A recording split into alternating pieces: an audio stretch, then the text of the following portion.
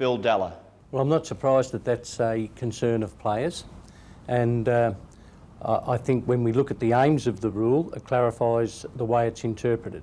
The aims are simply to act as a deterrent to delaying the play or wasting time. There are two main features of the 50-metre penalty.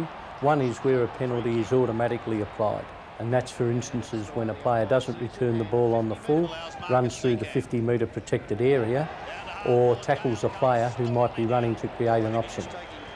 The tackling of a player who might want to create an option, and that is a player who might want to run past his teammate who's got the mark or free kick. And that was brought in because the coaches were concerned that was a defensive tactic and there really wasn't a penalty for it. Now, the area where the umpire needs to apply some discretion are when an opponent unduly delays the play, so that is he interferes with the player with the ball, or he unduly encroaches over the mark. The reason for the 50-metre penalty was that the old 15-metre penalty was being abused. That is, that you could give them away deliberately and get an advantage. The 50-metre is a big deterrent to that sort of action.